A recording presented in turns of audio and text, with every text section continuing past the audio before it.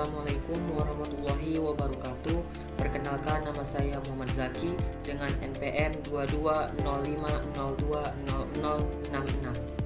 Saya mahasiswa dari STQ Al-Maksum Stabat dari Prodi Pendidikan Teknik Informatika. Oke, pada video kali ini kita akan membahas salah satu materi dasar yang sangat penting dalam dunia komputer, yaitu perangkat keras atau sering disebut dengan hardware. Di video ini kita akan belajar mengenal berbagai komponen perangkat keras, mulai dari input, proses, output, hingga storage. Yuk simak videonya. Sekarang kita masuk ke pembahasan yang pertama, perangkat keras atau hardware. Perangkat keras adalah komponen fisik dari komputer yang dapat dilihat, disentuh, dan diraba. Hardware bekerja berdasarkan instruksi dari perangkat lunak atau software untuk memproses data. Perangkat keras terbagi berdasarkan fungsinya, yaitu sebagai perangkat masukan, perangkat pemroses, perangkat keluaran, dan perangkat penyimpanan. Oke, kita mulai dari perangkat masukan atau input device. Input device atau perangkat masukan adalah perangkat keras komputer yang berfungsi untuk memasukkan data atau perintah ke dalam komputer. Contohnya ada mouse.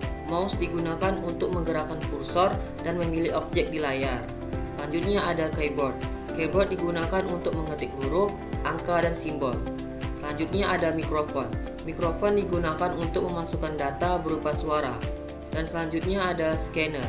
Scanner digunakan untuk memindai atau menyalin dokumen fisik seperti kertas, foto, atau tulisan tangan menjadi data digital.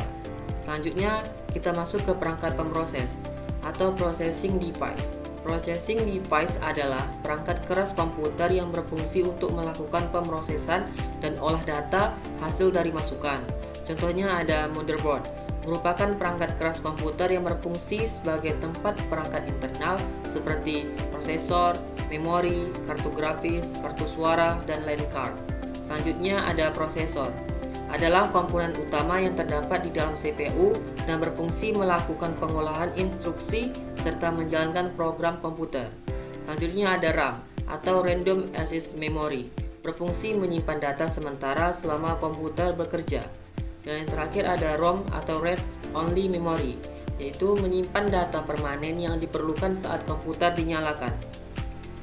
Dan selanjutnya ada perangkat keluaran atau output device. Perangkat keras keluaran atau output device adalah perangkat keras yang berfungsi menampilkan, mengeluarkan, atau menyajikan hasil pengolahan data dari komputer kepada pengguna dalam bentuk teks, grafik, atau gambar. Contohnya ada monitor. Monitor adalah perangkat yang digunakan untuk menampilkan hasil proses komputer dalam bentuk visual seperti teks, gambar, maupun video. Selanjutnya ada speaker.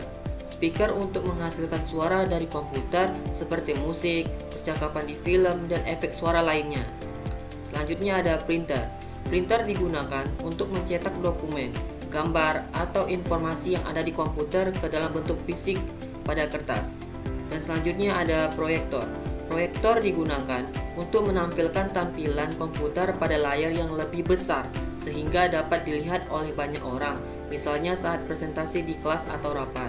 Selanjutnya ada perangkat penyimpanan atau storage device. Storage device adalah perangkat keras yang berfungsi menyimpan, memindahkan, dan mengekstrak berkas atau data, baik secara sementara maupun permanen.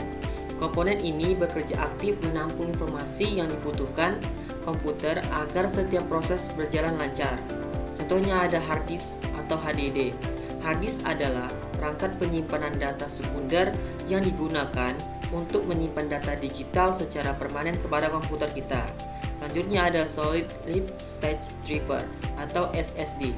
SSD adalah perangkat penyimpanan data yang menggunakan memori flash untuk menyimpan data. Selanjutnya ada flash disk.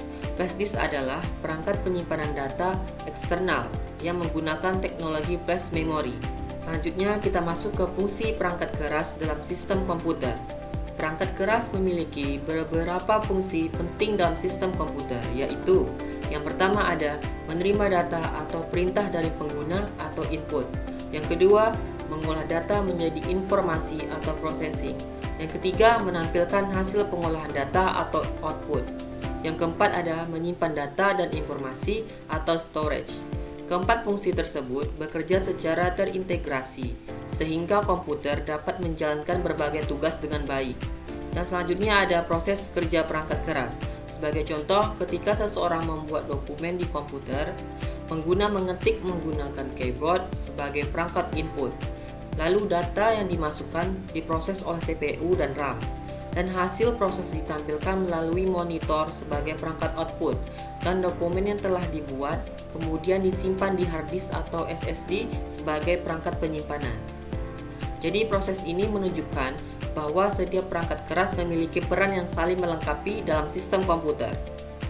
Oke, baiklah. Sekian dari materi perangkat keras atau hardware pada video ini. Sekian dan terima kasih. Assalamualaikum warahmatullahi wabarakatuh.